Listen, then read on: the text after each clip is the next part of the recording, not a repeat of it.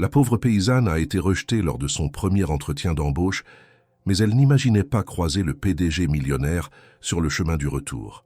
La brume du matin s'accrochait encore aux collines verdoyantes de la Normandie lorsque Camille Lemoine, 32 ans, boucla son unique valise en toile usée. Elle jeta un dernier regard à la petite maison de pierre, flanquée d'un jardin que le temps avait presque avalé. Là, elle avait grandi, pris soin de ses parents malades, planté, récolté et attendu que la vie lui tende une main. Mais cette main n'était jamais venue. Alors, ce matin-là, elle décida que ce serait elle qui irait la chercher, même si cela signifiait quitter tout ce qu'elle connaissait. Le vieux train régional tanguait légèrement sur ses rails, emportant Camille vers Paris. Ses mains étaient serrées sur ses genoux, et son regard fixé sur les champs qui défilaient ne voyait plus les paysages. Elle pensait à l'entretien prévu l'après-midi même.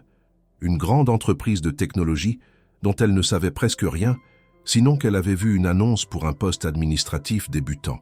Elle avait postulé avec une lettre écrite à la main, n'ayant jamais appris à utiliser un ordinateur de manière fluide. Contre toute attente, elle avait été convoquée. Son cœur battait plus vite à mesure que les tours de verre et d'acier apparaissaient à travers la vitre. Paris, la capitale, les rues grouillantes, les visages pressés, les mots qui allaient trop vite pour elle. Une autre langue, presque. Elle n'avait quitté son village que rarement pour des foires ou des marchés. Elle connaissait la terre, les saisons, les bêtes. Mais ici, rien ne poussait sous les mains. Tout était béton et bruit. Camille arriva devant le bâtiment de l'entreprise en avance.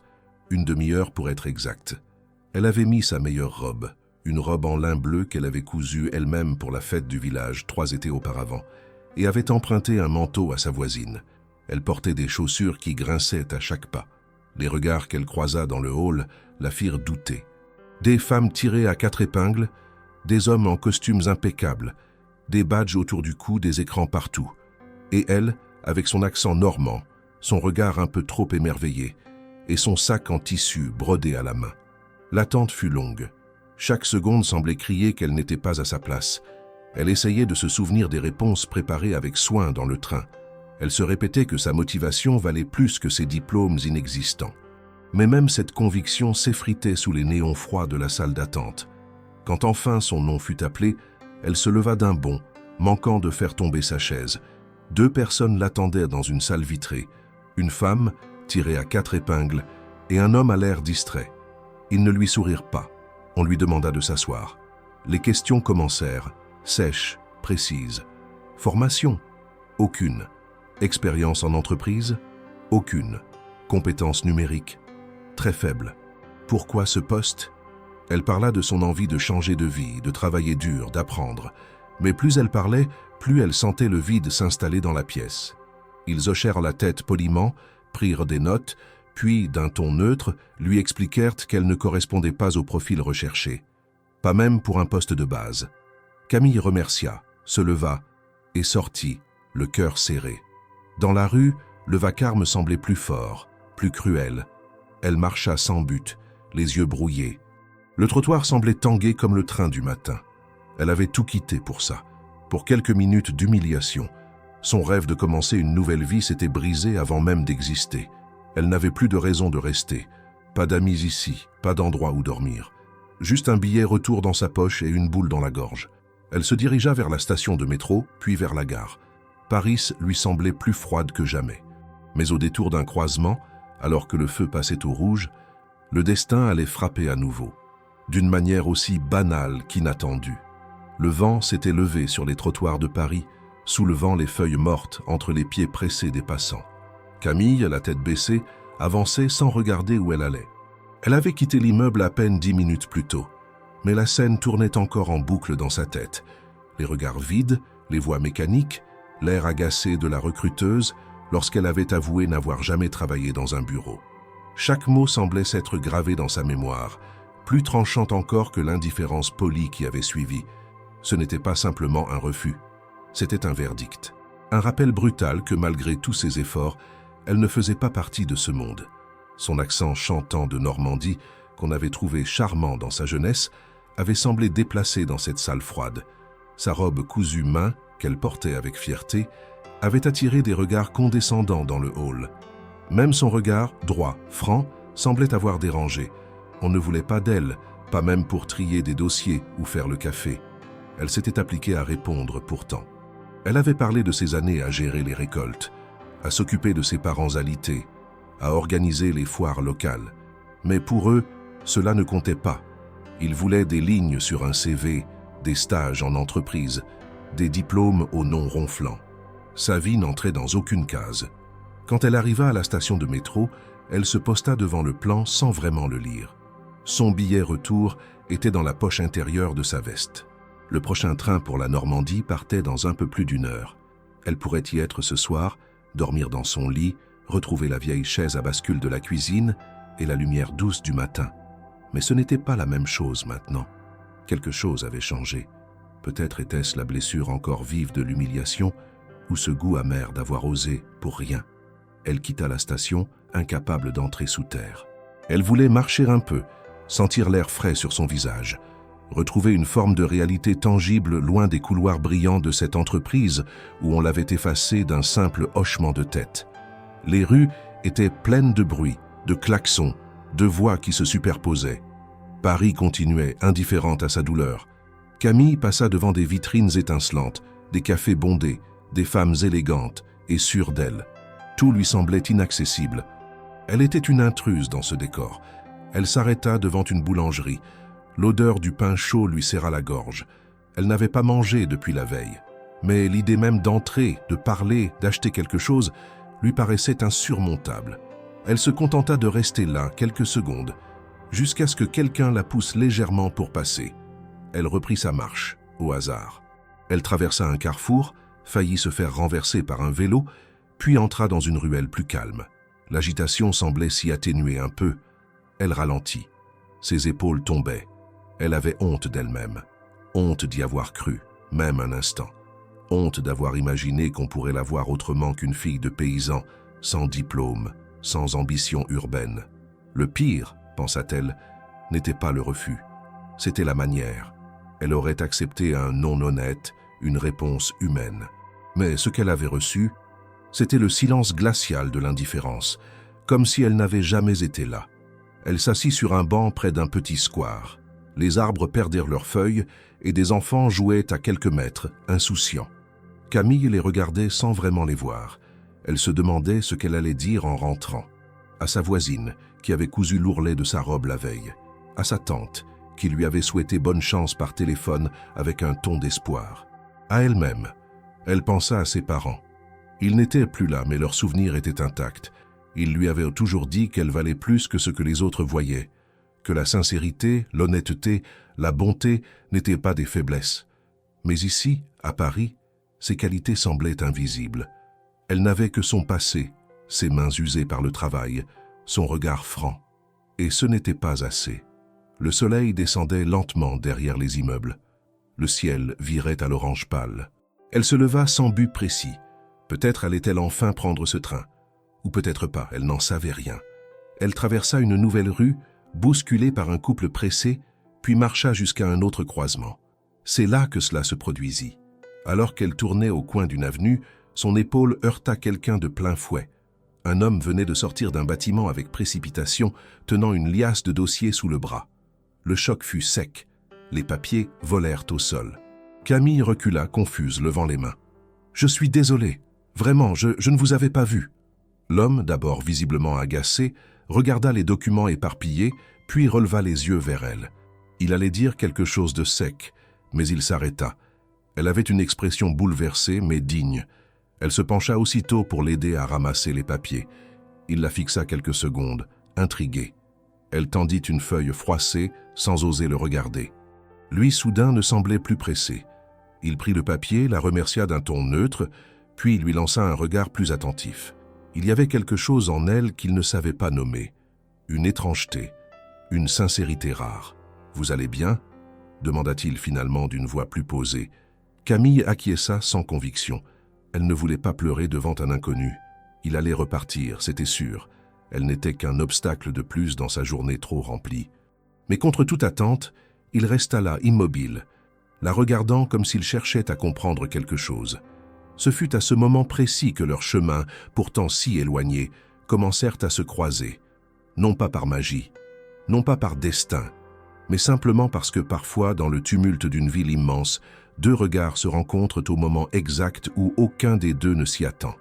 Le vent s'était calmé, mais l'agitation de la ville restait constante. Les klaxons résonnaient au loin, les talons claquaient sur le pavé, et les voix se mêlaient dans une cacophonie urbaine sans fin. Camille, toujours un peu sonnée par le choc, se tenait là, à demi penchée, aidant à ramasser les documents éparpillés. L'homme, vêtu d'un long manteau anthracite parfaitement taillé, semblait hésiter. Il n'était ni agacé ni pressé, comme on pourrait s'y attendre d'un cadre parisien au milieu d'un après-midi chargé. Au contraire, il la regardait avec une expression difficile à déchiffrer, un mélange de surprise, de curiosité et de quelque chose d'autre, d'indéfinissable. Il prit le dernier feuillet qu'elle lui tendait, effleura ses doigts sans le vouloir et hocha doucement la tête. « Merci. Ce n'est rien, ne vous inquiétez pas. » Sa voix était posée, grave sans être sévère. Camille acquiesça, esquissant un sourire bref, gêné. Elle allait s'éclipser, reprendre sa marche vers la gare, mais il ne bougea pas. Son regard, toujours fixé sur elle, trahissait un conflit intérieur. Il n'était pas habitué à ce genre d'interruption. Tout dans sa journée était normalement chronométré, contrôlé. Mais il y avait quelque chose chez cette femme, cette étrangère au visage sincère et aux yeux fatigués, qui retenait son attention. « Vous semblez bouleversé, » dit-il finalement. « Est-ce que tout va bien ?» La question était simple, mais inattendue. Camille resta silencieuse quelques secondes. Elle hésitait. Devait-elle simplement dire oui et repartir? Mentir? Ou bien dire la vérité à cet inconnu qui, pour une raison étrange, ne s'était pas encore éloigné? « J'ai passé un entretien, » dit-elle enfin, la voix plus rauque qu'elle ne l'aurait voulu. Ça ne s'est pas bien passé. Elle regretta aussitôt sa sincérité. Ce n'était pas son genre de s'apitoyer ou de parler de ses problèmes à un inconnu. Mais l'homme hocha doucement la tête, comme s'il comprenait plus qu'elle ne pensait. « Je vois. » Première expérience dans ce genre de situation. Camille eut un petit rire nerveux. Première expérience tout court. Je viens d'un petit village. Je n'ai jamais travaillé ailleurs que dans les champs ou chez moi. Mais je me suis dit, pourquoi pas essayer? Pourquoi pas tenter quelque chose de différent? L'homme esquissa un sourire. Il n'avait toujours pas dit son nom, et elle non plus. C'était comme si cette conversation devait rester hors du temps, suspendue entre deux mondes qui ne se croiseraient plus jamais. « Vous avez du courage, » répondit-il. Beaucoup de gens n'osent jamais sortir de ce qu'ils connaissent.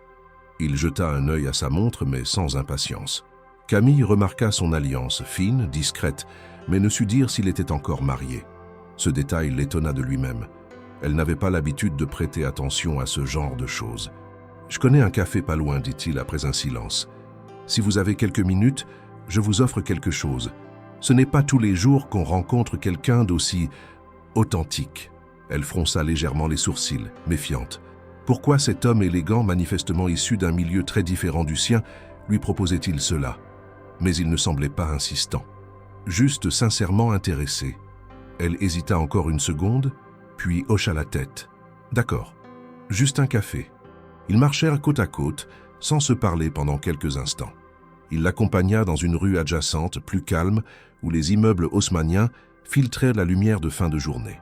Ils entrèrent dans un petit établissement discret, à la décoration sobre mais chaleureuse. Il la laissa choisir une table, puis commanda 2 cafés noirs sans sucre.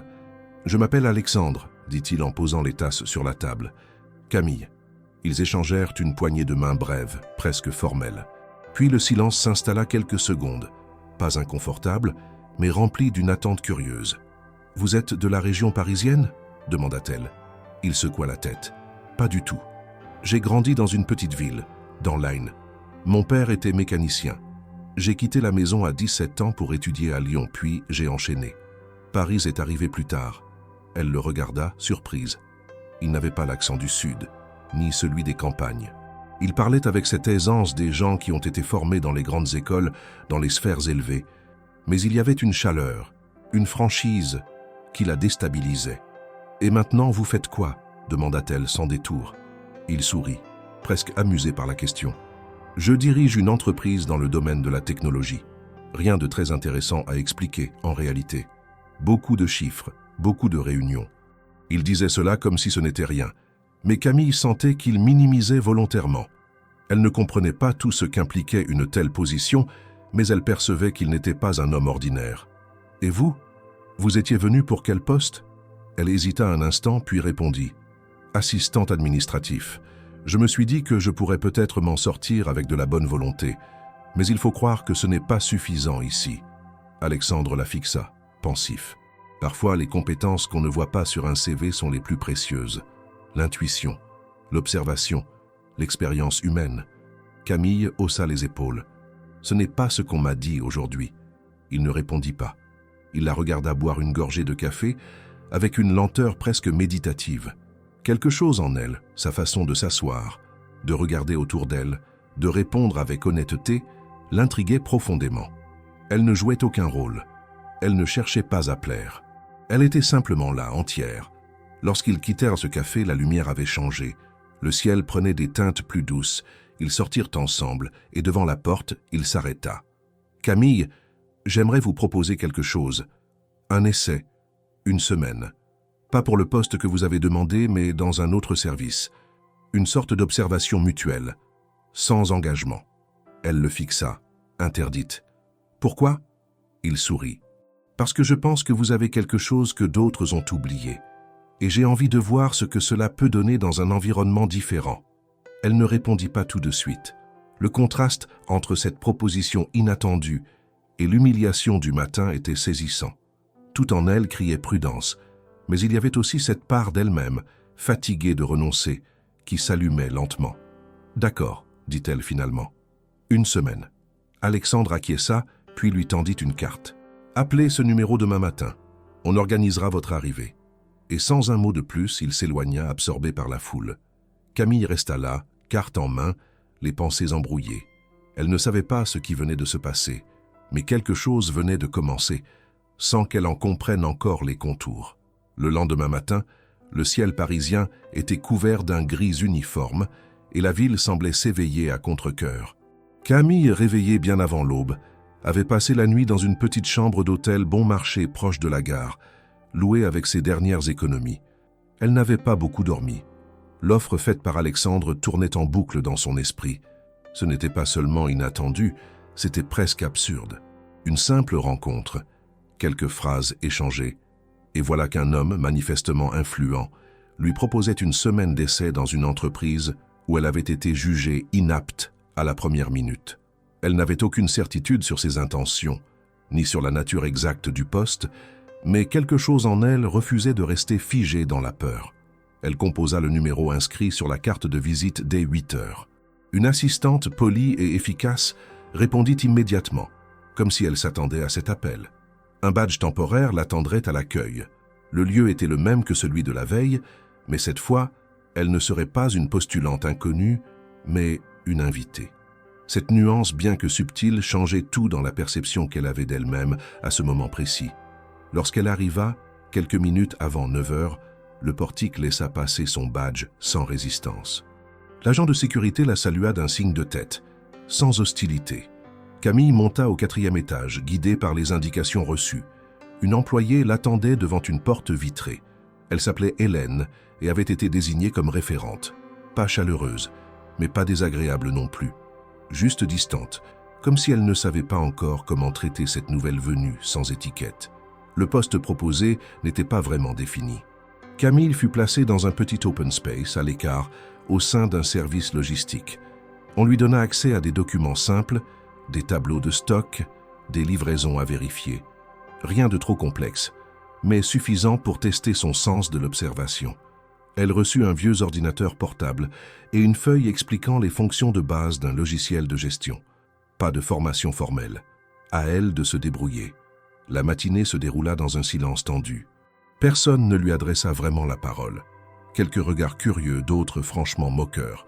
Elle entendit chuchoter derrière elle, des commentaires discrets sur sa présence inexpliquée. Une des employées, plus directe que les autres, demanda à voix haute « Et elle, c'est une nouvelle recrue ou une copine du boss ?» Le ton n'était pas bienveillant. Camille fit mine de ne pas entendre. Malgré tout, elle s'appliqua.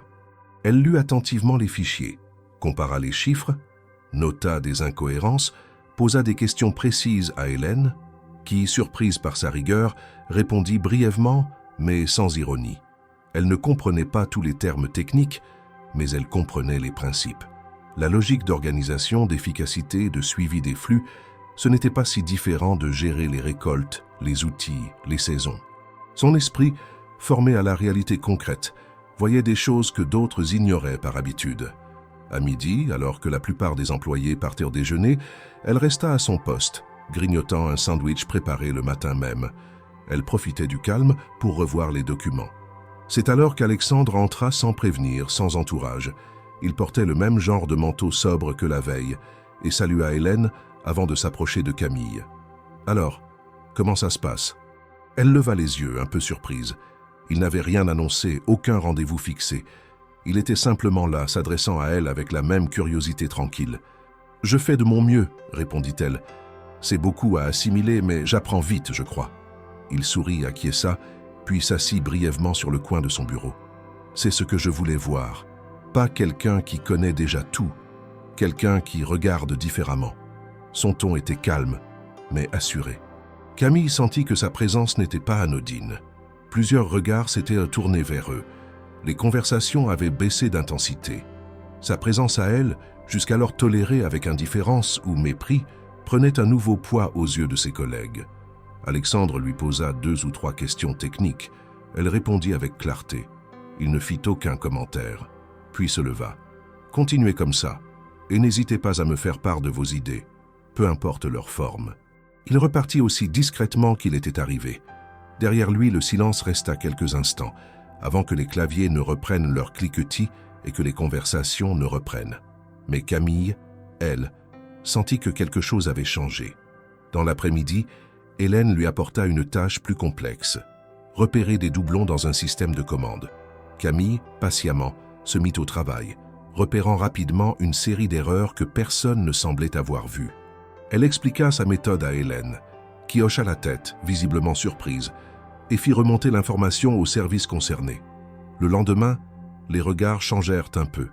Pas beaucoup, mais suffisamment pour qu'elle le remarque. Un bonjour sincère, une question neutre sur son travail. Même la collègue qui avait parlé la veille sembla plus retenue. Ce n'était pas encore de l'acceptation, mais ce n'était plus du mépris. Elle passa sa première semaine ainsi, concentrée, discrète, mais observatrice. Alexandre ne revint pas la voir durant ces jours. Il la laissa évoluer dans l'ombre, et c'était peut-être mieux ainsi. Il ne s'agissait pas d'être protégée. Il s'agissait de faire ses preuves, à sa manière. Le vendredi matin, elle fut convoquée dans une petite salle vitrée. Hélène l'y accompagna, mais resta à l'écart.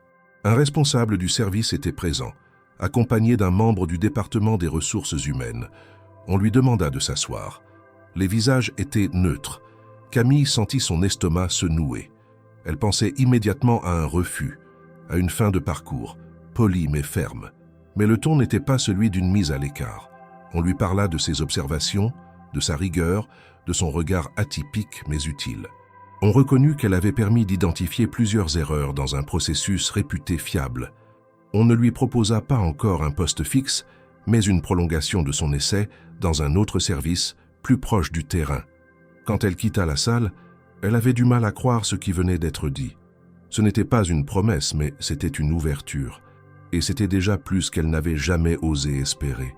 Dans le couloir, Alexandre l'attendait, les bras croisés, l'air presque détaché. « Je voulais voir jusqu'où vous iriez seul. » Camille le fixa, un mélange de gratitude et de méfiance dans les yeux. « Et si je m'étais effondré le premier jour ?»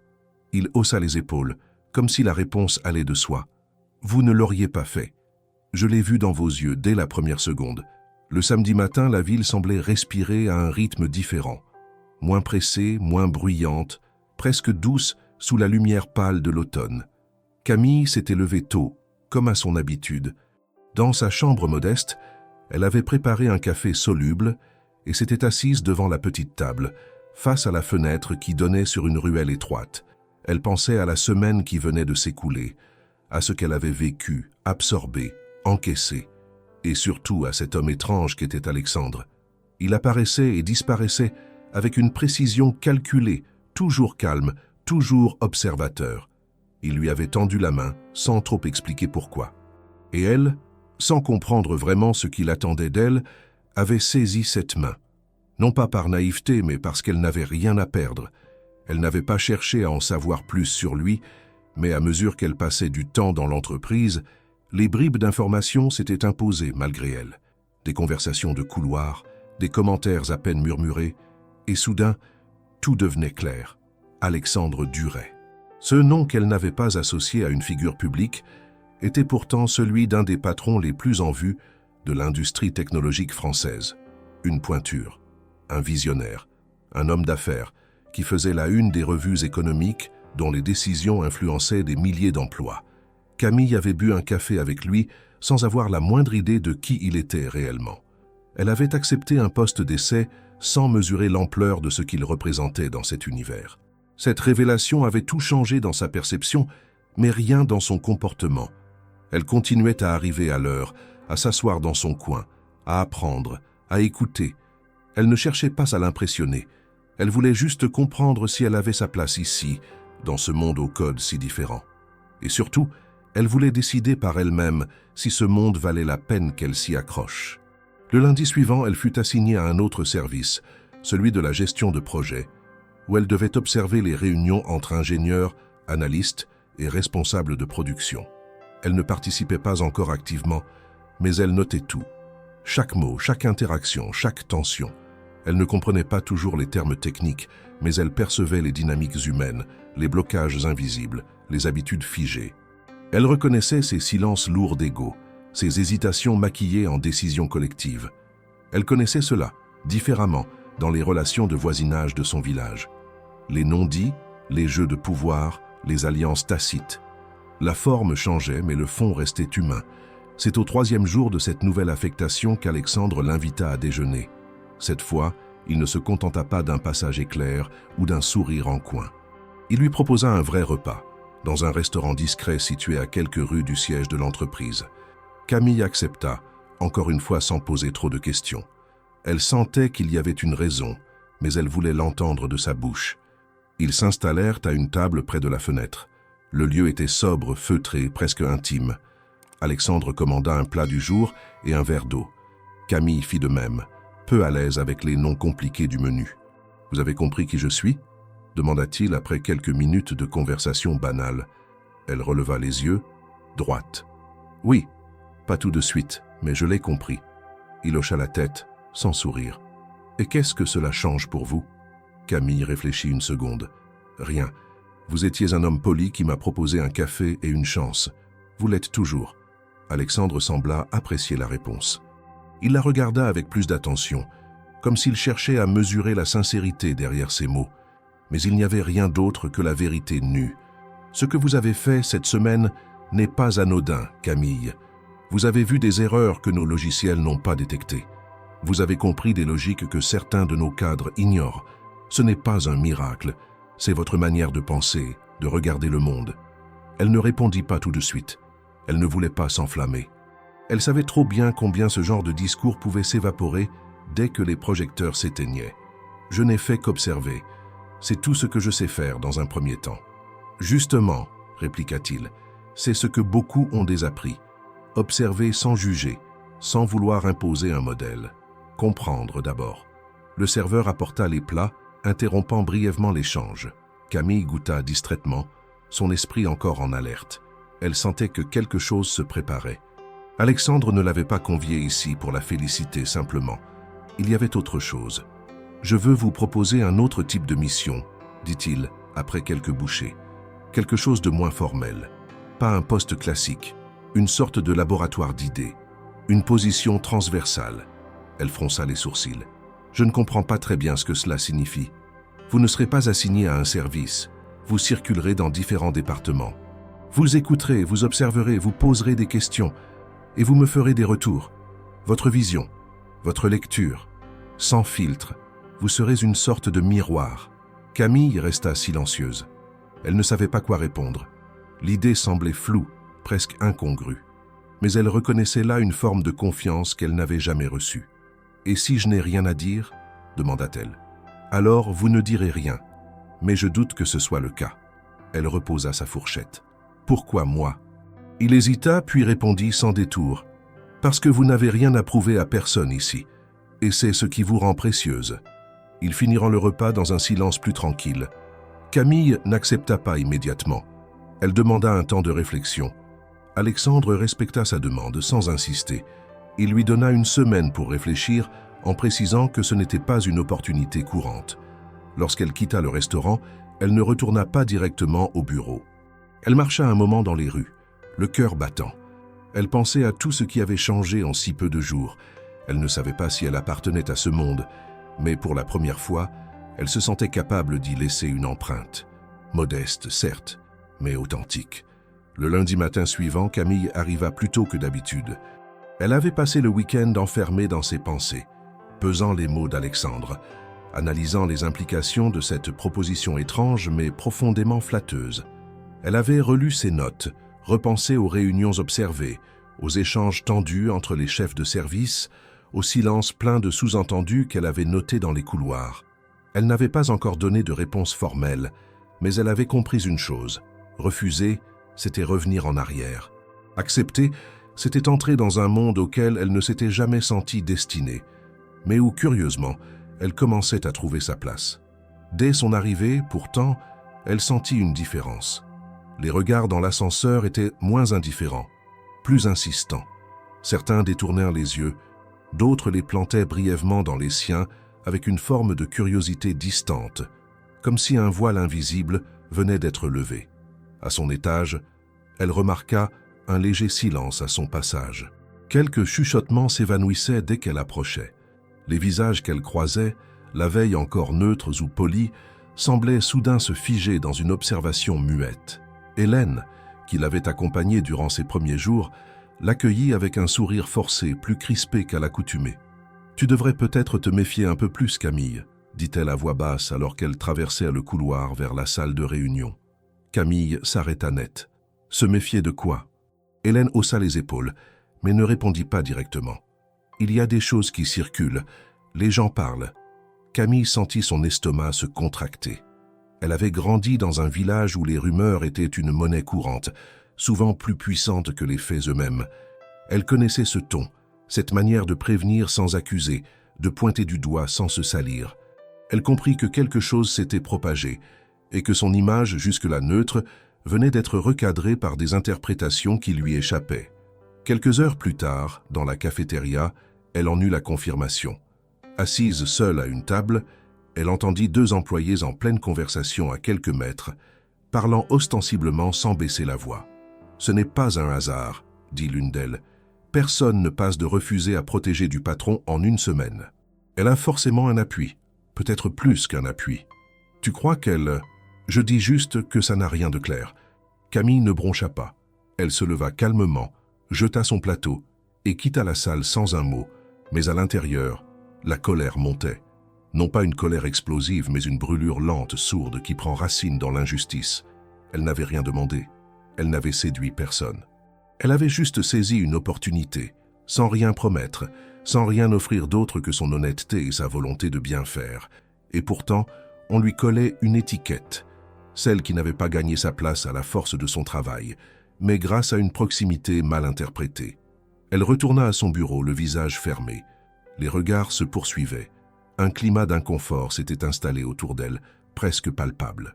Même ceux qui l'avaient saluée poliment quelques jours plus tôt semblaient éviter ses yeux. Elle travaillait en silence, mais chaque minute semblait plus lourde que la précédente.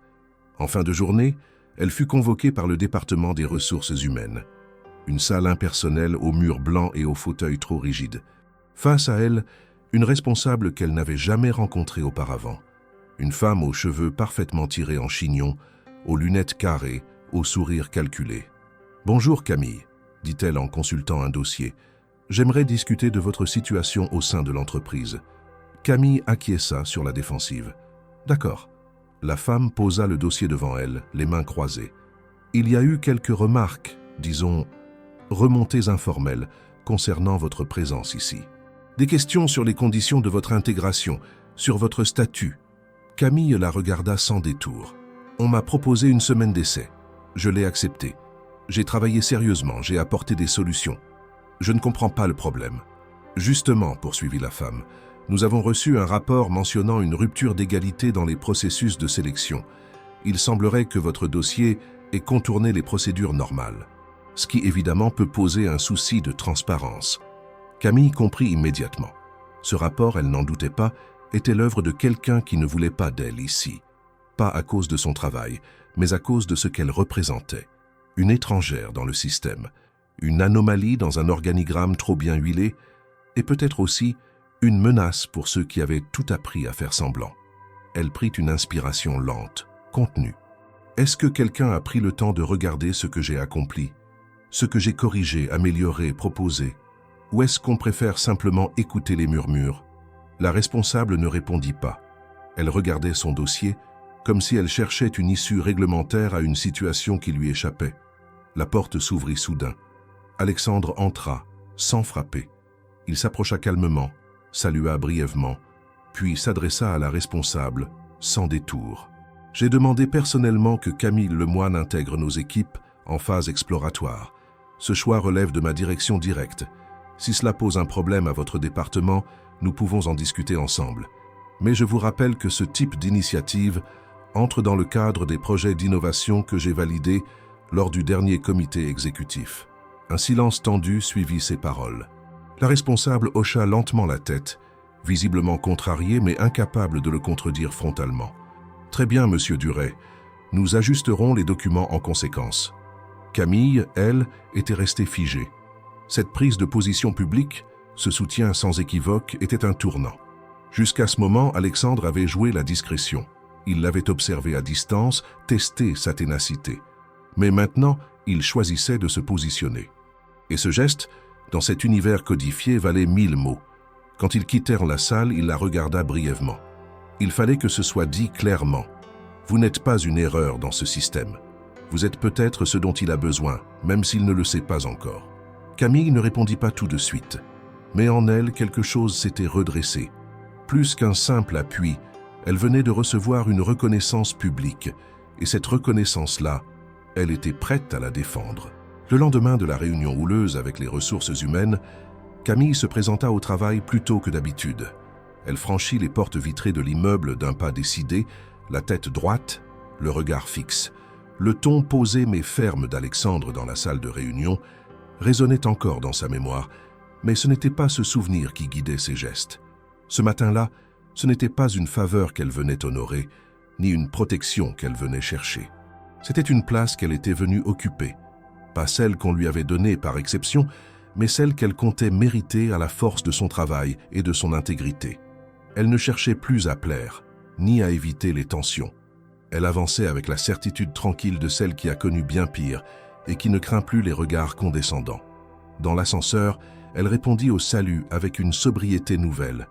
Elle n'était plus invisible, et elle le savait. Mais elle n'avait plus peur de l'être à nouveau. Le silence qui l'entourait autrefois s'était mué en un murmure permanent, un mélange de curiosité et de scepticisme. Certains espéraient qu'elle trébuche, d'autres voulaient comprendre ce qu'elle avait de si spécial. Camille ne se préoccupait plus de ses opinions flottantes. Elle se concentra sur une seule chose, son travail. Durant la matinée, elle participa à une réunion sur l'optimisation des flux logistiques. Elle n'était pas censée intervenir, mais elle avait pris le temps d'étudier en détail les documents préparatoires. Lorsqu'un des cadres exposa une solution coûteuse pour améliorer la gestion des retours de matériel, elle leva la main sans hésitation. Le silence se fit immédiatement dans la salle. Tous la regardèrent, certains avec une surprise non dissimulée, d'autres avec un agacement contenu. Elle s'exprima calmement, en décrivant une méthode simple qu'elle avait observée dans son village. Un système de circulation entre les exploitations agricoles qui permettait de réduire les pertes et les allers-retours inutiles. Elle fit le parallèle avec le schéma proposé dans la réunion, suggérant une réorganisation par zone plutôt que par volume. Pendant quelques secondes, personne ne parla. Puis un jeune ingénieur demanda à voir le croquis qu'elle avait griffonné sur un carnet. Elle le lui tendit. Il l'examina, fronça les sourcils, puis hocha lentement la tête. D'autres suivirent, analysant le dessin, questionnant les détails. Ce qui semblait être une idée naïve aux yeux de certains devint, au fil de la discussion, une piste sérieuse d'ajustement. À la fin de la réunion, plusieurs collaborateurs vinrent lui parler. Pas avec condescendance, mais avec un réel intérêt. On lui posa des questions sur sa manière de raisonner, sur la source de ses idées. Camille répondit avec honnêteté. Elle observait, elle comparait, elle simplifiait. Elle n'avait pas de méthode académique, mais une logique empirique, bâtie sur des années d'expérience concrète. Ce jour-là, pour la première fois, elle sentit que son regard n'était plus seulement toléré. Il était écouté. Les jours suivants, elle continua à naviguer entre les services, fidèle à ce rôle atypique qu'Alexandre lui avait proposé. Elle assistait aux réunions, s'asseyait dans les ateliers, passait du temps avec les techniciens. Elle posait des questions parfois déconcertantes qui forçaient ses interlocuteurs à sortir des automatismes. Elle notait tout, sans filtre. Son petit carnet à spirale devenait son outil le plus précieux.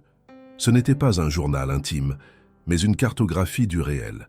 Elle y notait les contradictions, les absurdités, mais aussi les bonnes pratiques étouffées par la bureaucratie. Dans l'ombre, Alexandre suivait ses déplacements. Il ne l'interrompait pas, ne la dirigeait pas. Il observait. Il recevait parfois de brefs rapports sur ses interventions, sur l'écho que ses remarques commençaient à susciter. Il voyait des résistances, bien sûr, mais aussi un frémissement. Comme si, en creux, Camille révélait quelque chose d'essentiel que l'entreprise avait oublié, le lien entre la logique humaine et l'innovation réelle. Dans un service, un chef de projet lui proposa de l'aider à revoir une chaîne de production trop rigide. Elle accepta, mais exigea d'abord de passer une journée entière sur le terrain, auprès des opérateurs. Elle voulait voir les gestes, les automatismes, les pertes de temps. Le soir venu, elle proposa une modification de l'agencement des postes inspirée d'un principe agricole de rotation. L'idée simplissime permit de réduire les déplacements inutiles et d'augmenter la productivité sans pression supplémentaire sur les équipes. Cette fois, la direction du service valida le test sans tergiverser. La rumeur d'une certaine méthode Camille commença à circuler. On la décrivait comme intuitive, directe, presque rustique, mais étonnamment efficace. Certains s'en moquaient encore, d'autres s'y intéressaient avec prudence.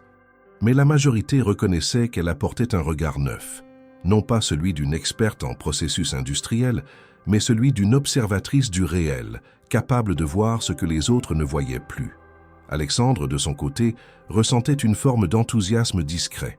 Il ne s'exprimait pas publiquement à ce sujet, mais il intégrait peu à peu les observations de Camille dans ses réflexions stratégiques. Il comprenait que ce qu'elle révélait n'était pas seulement utile, c'était vital.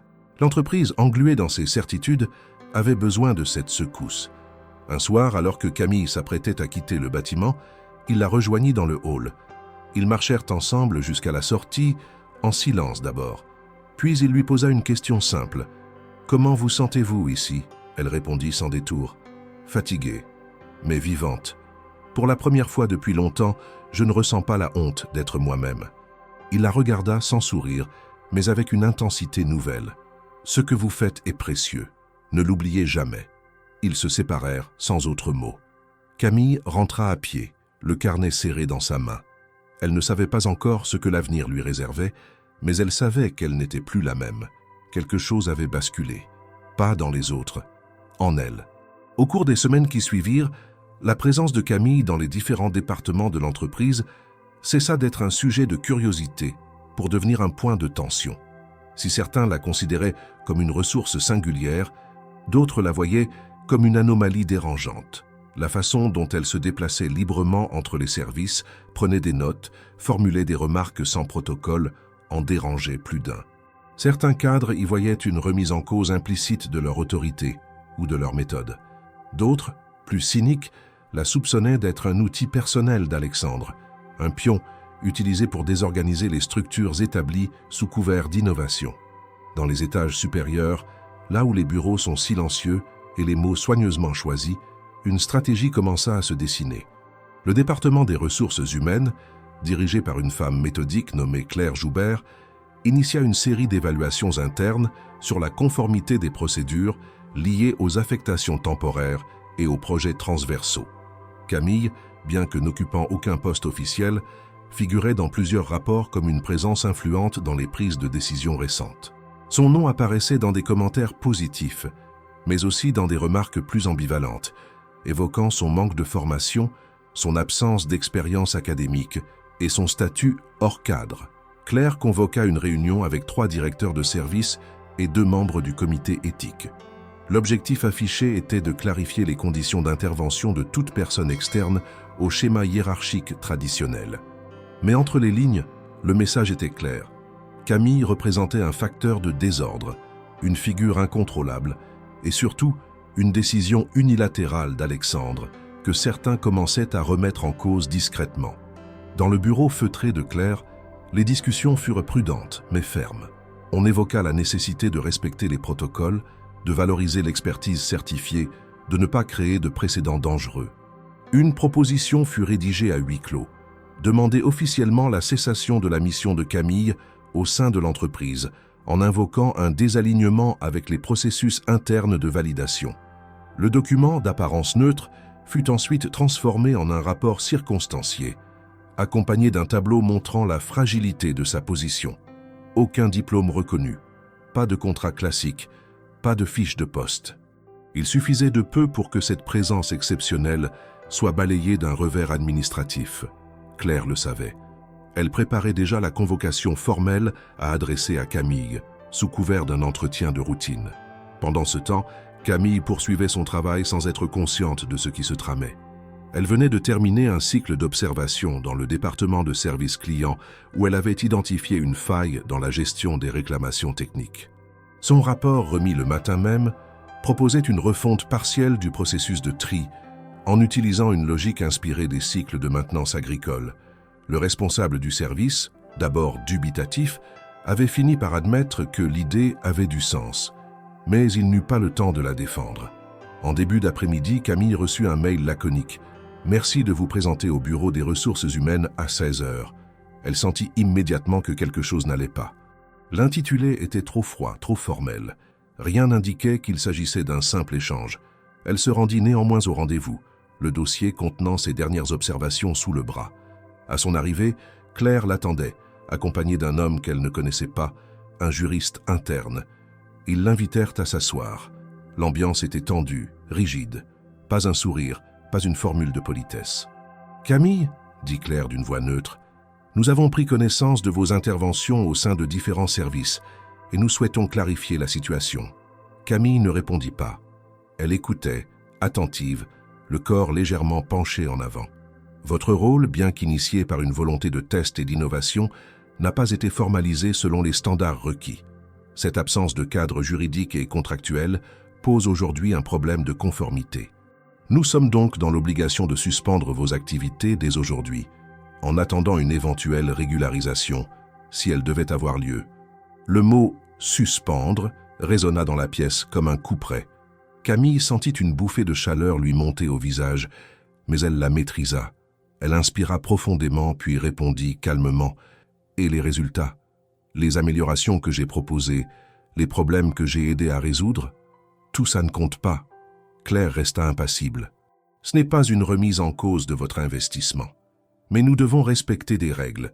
Si chacun intervenait de manière informelle, l'organisation serait vite ingérable. Donc, dit Camille, plus posée encore, on préfère préserver des règles que personne ne remette en cause plutôt que d'accueillir un regard différent qui fait bouger les choses. » Le juriste fit mine de vouloir intervenir, mais Claire le retint d'un geste. « Ce n'est pas la question. Il s'agit d'un simple alignement administratif. » Camille comprit qu'aucun mot ne changerait la décision. Elle se leva, prit son dossier et les regarda un à un, sans colère, mais sans soumission. « Très bien. Si c'est ainsi que vous traitez l'initiative, je m'en souviendrai. » Elle sortit sans attendre une réponse. Dans le couloir, son pas était rapide, précis.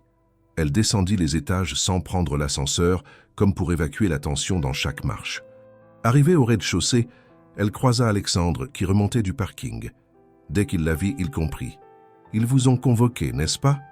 Camille s'arrêta, planta ses yeux dans les siens. « Ils veulent que je parte. Officiellement, c'est pour une question de conformité. Officieusement, c'est parce que je dérange. » Alexandre inspira lentement, puis hocha la tête. Il n'avait pas anticipé une action aussi directe. Il connaissait les réticences, les critiques, mais il avait sous-estimé la force des résistances internes. Il posa sa main sur l'épaule de Camille, doucement. « Laissez-moi m'en occuper. » Mais elle secoua la tête. « Ce n'est pas à vous de me défendre. Je n'ai pas besoin d'un bouclier. J'ai besoin d'un espace où ce que je fais compte réellement. » Elle s'éloigna sans attendre sa réponse. Ce jour-là, Camille ne rentra pas à son hôtel. Elle prit un train pour la Normandie, sans prévenir personne. Elle avait besoin de silence, de terre, de réalité. Non pas pour fuir, mais pour décider. Elle savait maintenant que son regard valait quelque chose, mais il lui restait à comprendre si ce monde-là valait l'effort de continuer à se battre. Le train quittait la gare normande avec un sifflement sourd. Camille, assise près du hublot, observait les champs s'effacer, les maisons s'espacer, les arbres glisser dans le paysage gris. Le retour à sa terre natale n'était pas un recul, mais un point de repos. Elle avait besoin de ressentir la vie avant de décider de reprendre le combat. Le bercement régulier des rails faisait remonter des souvenirs silencieux. Ses parents, les levers à l'aube, l'odeur de la rosée sur les herbes. Ici, rien ne semblait urgent, rien ne forçait l'écoute. C'était un espace sûr pour réfléchir. Elle arriva dans son village au moment où le soir tombait. Les rues étaient de calme, quelques lumières dans les fenêtres, quelques silhouettes familières. Elle marcha lentement vers la petite maison de ses parents, désormais vide, mais pourtant pleine de leur présence. Elle ouvrit la porte, entra, et inspira l'air mêlé de poussière, de vieux bois et d'un parfum que le temps n'avait pas effacé. Elle s'installa dans le salon, toucha les meubles, regarda les objets qu'ils avaient aimés. La nostalgie l'enveloppa, douce, légère, mais avec une épaisseur qu'elle ne s'attendait pas à retrouver. Elle passa la nuit à feuilleter de vieux albums de famille, à revoir les photos en noir et blanc. Elle se rappela les visages, les rires, les peines. Elle pensa à ses parents, à leur courage, à leur vie simple, mais entière. Elle se demanda comment ils réagiraient à ce qu'elle vivait maintenant. Si, dans leur silence, ils ressentiraient la fierté sous la tristesse. Elle s'endormit tard, les yeux humides, le cœur chancelant mais intime. Le lendemain, elle décida de se rendre à la tombe de ses parents. Le petit cimetière du village, entouré de haies, était baigné d'un silence solennel. Elle resta là, devant les pierres gravées, cherchant des mots qui n'existaient pas. Elle murmura leurs noms, leur parla comme on parle à l'absent. Elle leur dit qu'elle ne savait pas si elle resterait, mais qu'elle voulait être fidèle à ce qu'ils lui avaient donné, l'honnêteté, le courage, la vérité. Elle resta longtemps, puis redescendit vers le village, le pas plus léger, la respiration plus complète. Le village semblait inchangé, mais elle avait évolué. Elle salua quelques voisins, fut interrogée sur son absence, sur cette présence dans la grande ville. Elle répondit en souriant, avec retenue, sans dévoiler ses combats. Le village ne jugeait pas, il observait. Et parfois, l'observation était plus douce que le jugement. Alors qu'elle déambulait dans un champ à l'orée du village, son téléphone vibra. Un message. RDV Paris prochainement. Parle-moi dès que tu reviens. C'était d'Alexandre. Ni reproche ni exigence, juste une demande. Elle resta immobile quelques instants, le téléphone dans la main. Puis elle répondit « Je reviens bientôt. On doit parler. » Elle posa l'appareil sur l'herbe et respira profondément. Quelques jours plus tard, au bout d'un train, d'un vol, d'un métro, elle revint à Paris, moins accablée, mais déterminée à reprendre ce qu'elle avait laissé en suspens. Alexandre l'attendait à l'entrée du bâtiment, calme, impassible. Il ne la questionna pas sur son absence. Il ne fit pas de reproches. Il l'accompagna vers un bureau, fermé, sobre. Il referma la porte derrière eux. « Je suis désolé de ce qu'ils ont essayé de faire hier, » commença-t-il, la voix basse. « Je savais que cela viendrait. » Mais cela ne devait pas se produire sans réaction. Elle le regarda, les traits fermes. « Je suis parti parce que je ne voulais pas être une victime, parce que je veux décider de rester et non subir. » Il hocha la tête, comme s'il approuvait cette nuance essentielle. « Tu as fait ce que j'espérais, et j'aurais aimé que tu m'en parles avant, mais je comprends pourquoi tu l'as fait. » Elle détourna son regard, émue, mais sans larmes. « Quand j'ai quitté le village, ce n'était pas pour qu'on me sauve, c'était pour qu'on m'écoute. Si quelqu'un doit me défendre, c'est moi-même. Je ne veux pas de bouclier. Je veux un espace où les idées comptent plus que les titres. » Alexandre se rapprocha, posa une main douce sur le dossier de sa chaise. « Je sais. C'est pourquoi je souhaite que tu sois non seulement observatrice, mais actrice. J'aimerais que tu sois responsable d'un projet pilote liant technologie et milieu rural. Je veux que tu crées un pont entre Paris et ces territoires oubliés. Le projet sera pur, transparent, sous ton nom, avec une équipe que tu choisiras. » Camille le fixa, la surprise mêlée à la crainte. Le projet semblait ambitieux. Immense. Trop immense. Elle prit une longue inspiration. « Pourquoi moi ?» demanda-t-elle enfin. « Parce que tu es le lien qui manque. Parce que tu as la légitimité de comprendre les deux. Parce que je crois que ce monde a besoin d'un regard comme le tien.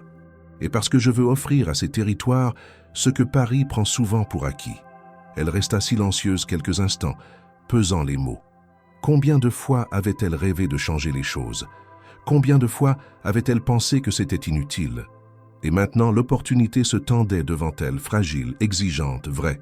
Elle finit par hocher la tête. « Je le ferai, à condition que ce projet soit mien, pas imposé, pas décor, mais réel. » Il sourit légèrement, un sourire rare mais sincère.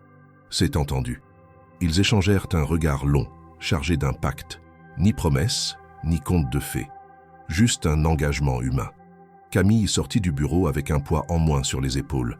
Elle savait que les jours à venir seraient les plus difficiles, mais elle avait retrouvé son espace. Un espace où elle ne subirait pas le monde. Elle le façonnerait à sa manière. Le matin de la présentation, Camille se leva avant l'aube. Le ciel de Paris était encore teinté d'un bleu profond, presque noir, et les rues en contrebas étaient calmes, endormies, comme suspendues. Assise dans la petite chambre qu'elle louait depuis son retour, elle relisait une dernière fois les notes qu'elle avait griffonnées sur son carnet, les schémas simplifiés qu'elle avait dessinés à la main, les idées qu'elle avait peaufinées avec obstination pendant des nuits entières. Ce n'était pas une présentation comme les autres, c'était un test.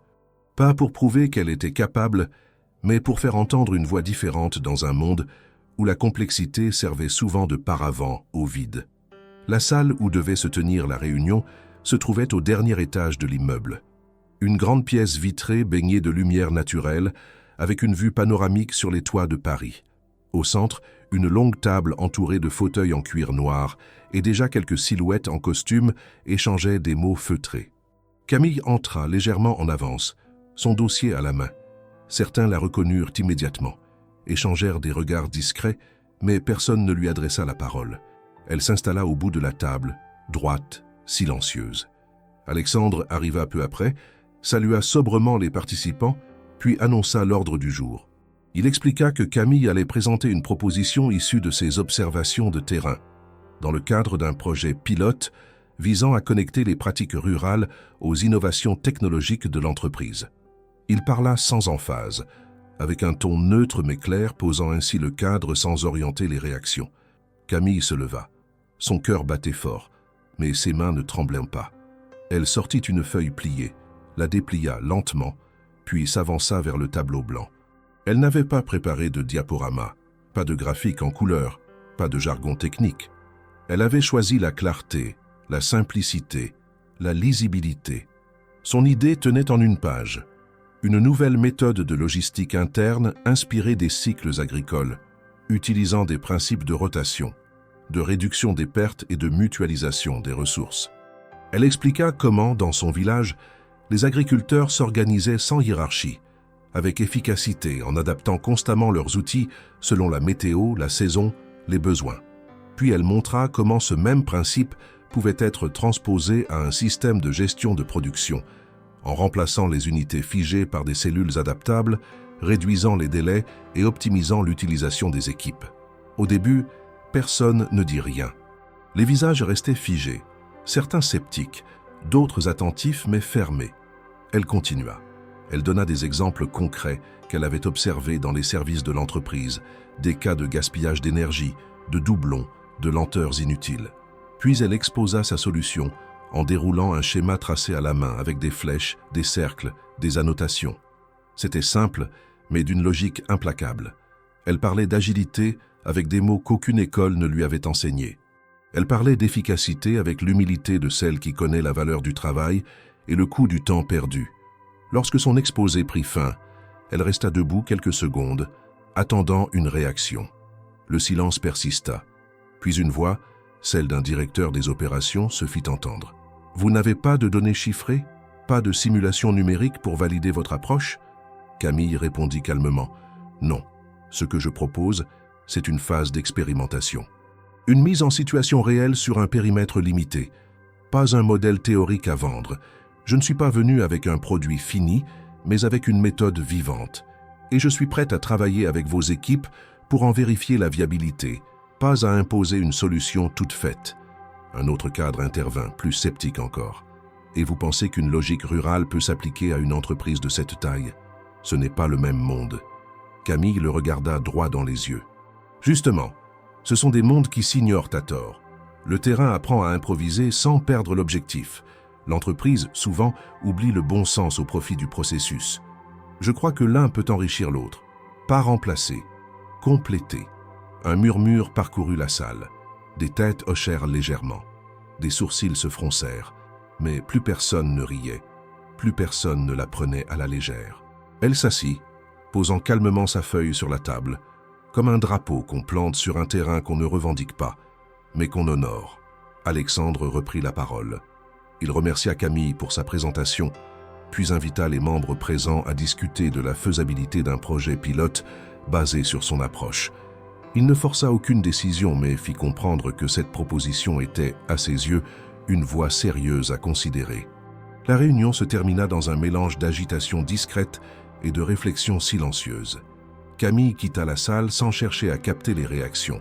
Elle n'avait pas besoin d'applaudissements. Elle avait dit ce qu'elle était venue dire, avec ses mots, sa logique, sa vision.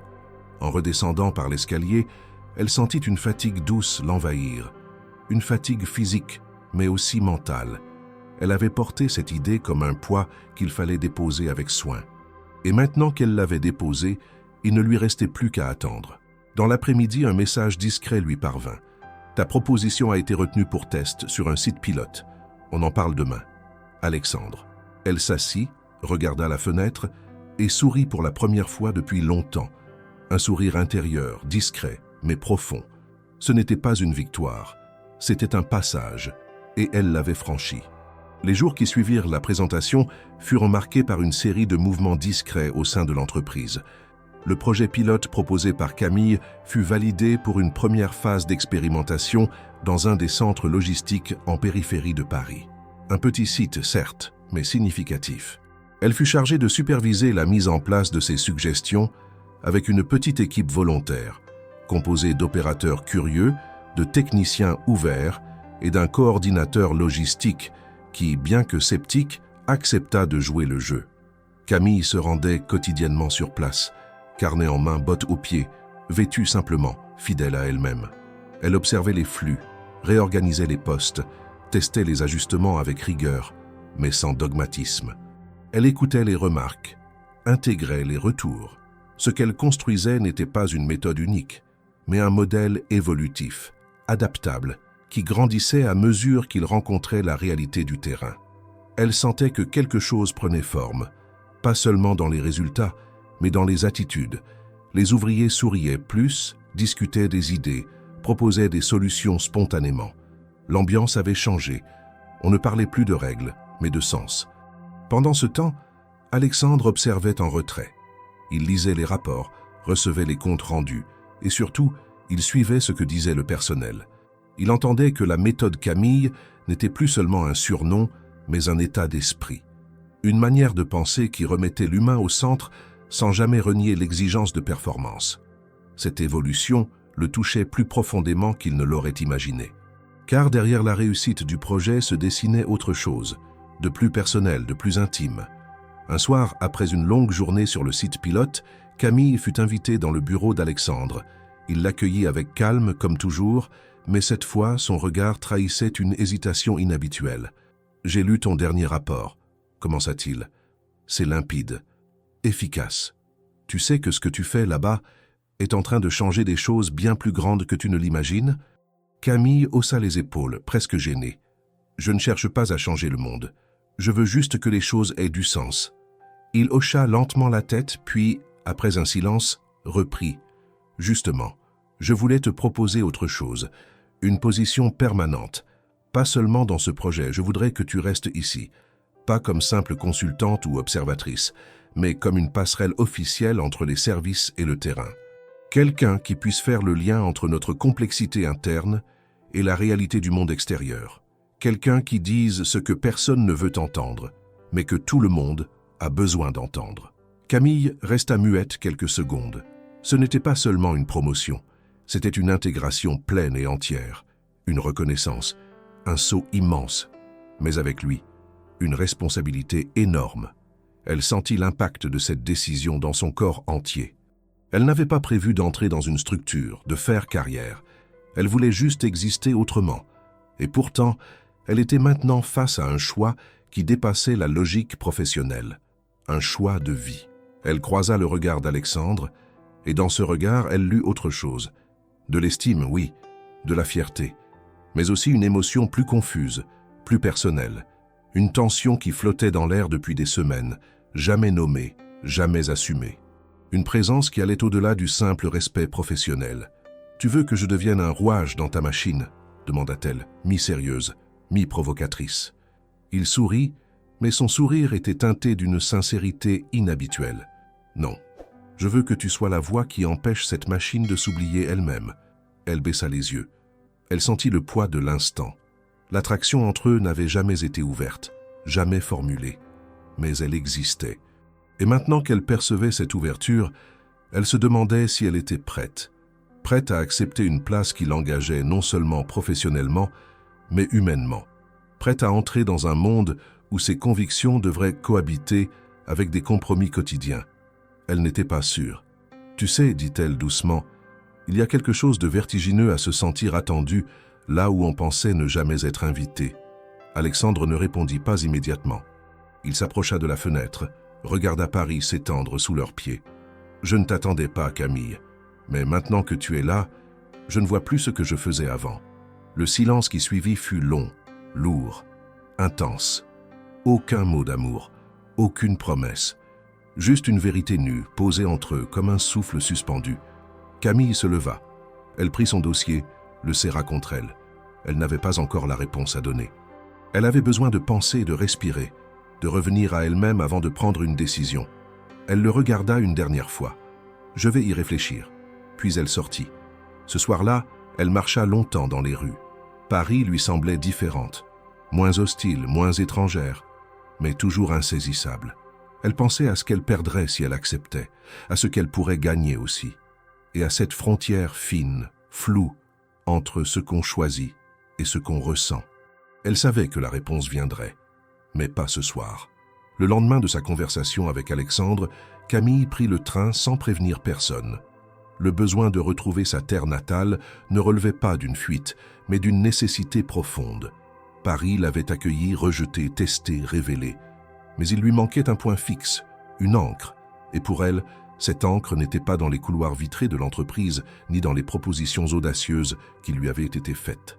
Elle était dans les champs, dans les silences du matin, dans les voix rugueuses de ses voisins, dans l'odeur du bois et de la terre. Elle n'y retournait pas pour chercher un refuge. Elle y retournait pour comprendre ce qui, en elle, avait changé. Le village n'avait pas bougé. Les mêmes maisons, les mêmes chemins de terre, les mêmes volets fermés à la même heure. Le temps semblait s'y être arrêté, non par inertie, mais par fidélité. Camille traversa la place centrale, salua un couple âgé, s'arrêta devant l'épicerie, échangea quelques mots simples avec la gérante, puis reprit sa marche vers la maison familiale. Elle y entra, comme on revient dans un lieu qu'on n'a jamais vraiment quitté. Tout était à sa place. Elle ouvrit les volets, laissa entrer la lumière, s'assit à la vieille table de bois, posa ses clés et respira. Durant les jours suivants, elle retrouva ses repères. Elle marcha dans les sentiers qu'elle connaissait par cœur. Elle aida un voisin à réparer une barrière.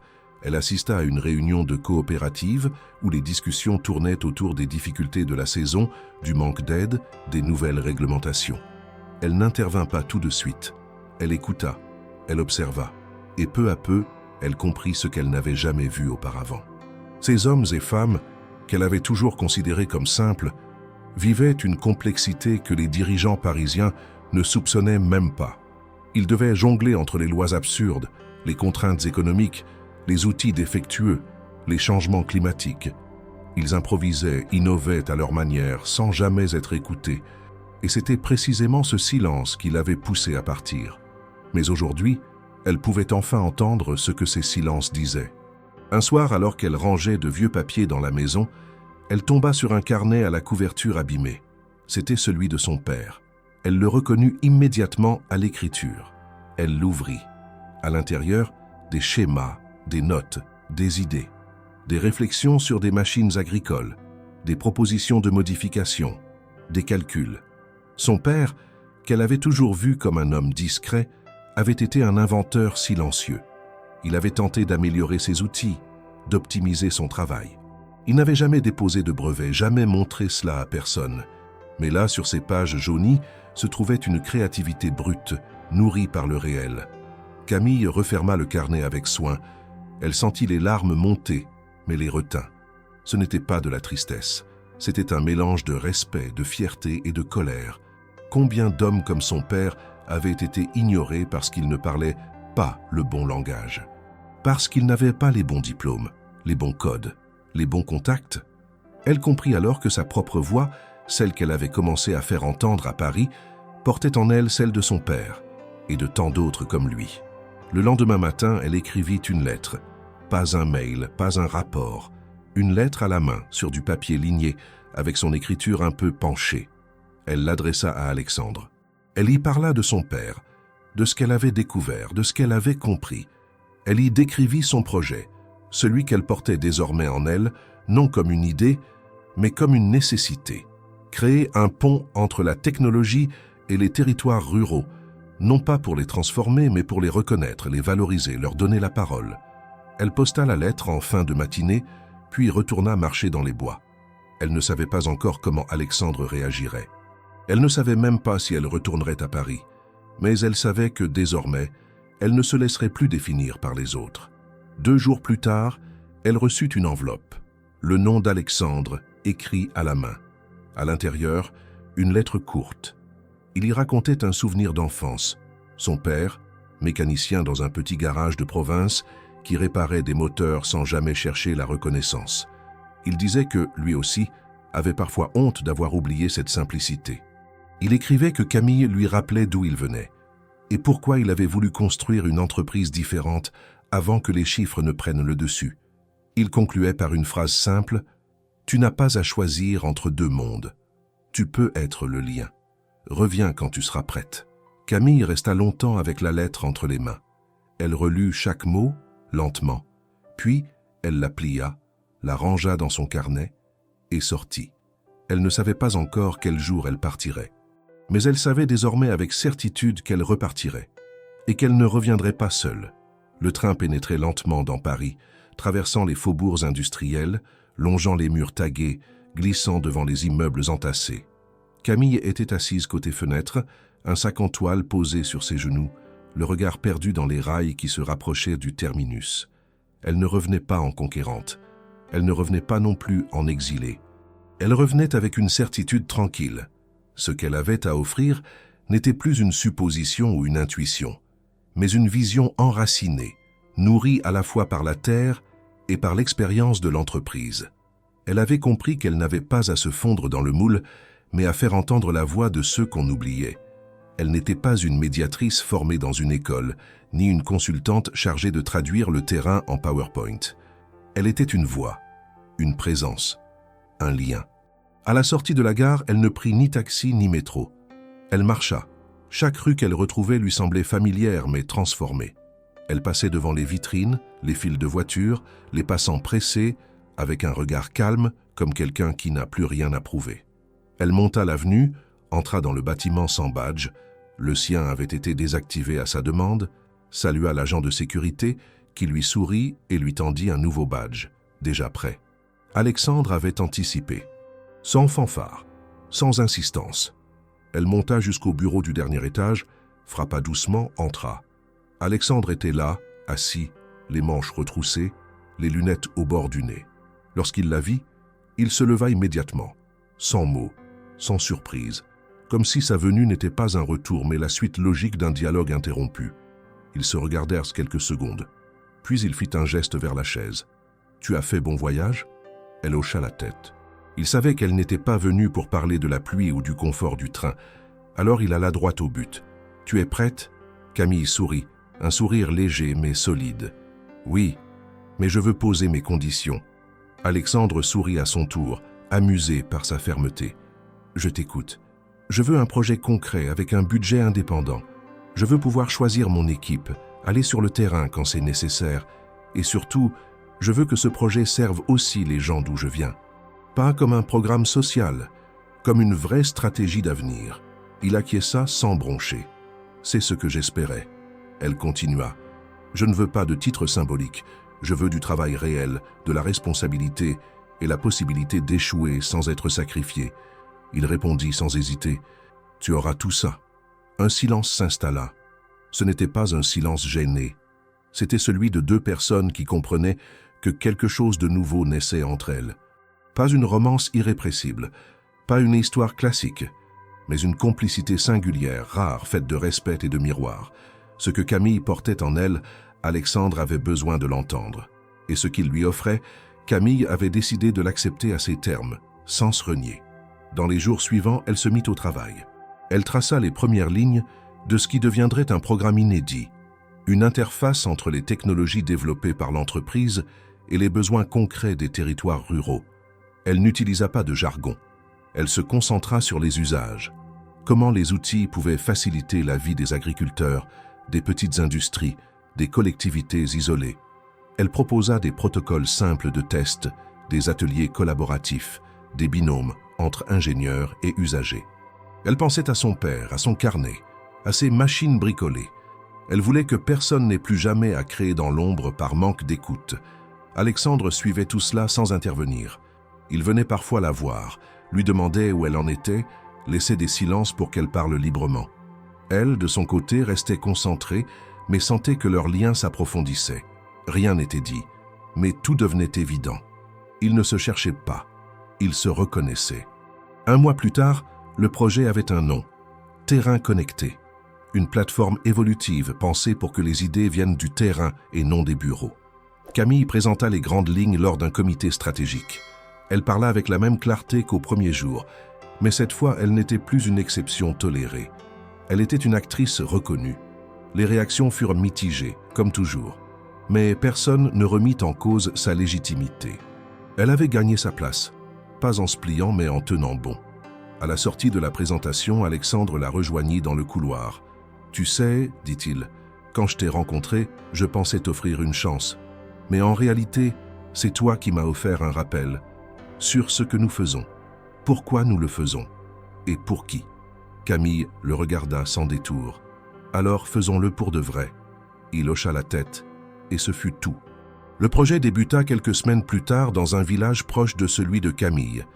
Un premier test, modeste mais symbolique. Elle y retourna, cette fois comme ambassadrice d'un pont nouveau. Les habitants, d'abord méfiants, l'écoutèrent. Elle ne leur vendit rien. Elle leur expliqua, elle les respecta, et peu à peu ils participèrent. Un jour, alors qu'elle installait une interface de gestion simplifiée dans une petite exploitation, un agriculteur âgé lui demanda « Et toi, t'es d'ici ou de là-bas maintenant ?» Elle répondit sans hésiter « Je suis des deux, et je suis là pour que ça ne soit plus une contradiction. » Le vieil homme hocha la tête. Il n'avait peut-être pas tout compris aux outils qu'elle apportait, mais il comprenait l'essentiel. Elle n'était pas venue pour remplacer. Elle était venue pour relier. Et c'est ainsi que Camille Lemoine, fille de la terre, devint le fil vivant entre deux mondes, non pas pour les faire se ressembler, mais pour leur rappeler qu'ils avaient besoin l'un de l'autre, et qu'entre eux, il y avait une voie, la sienne.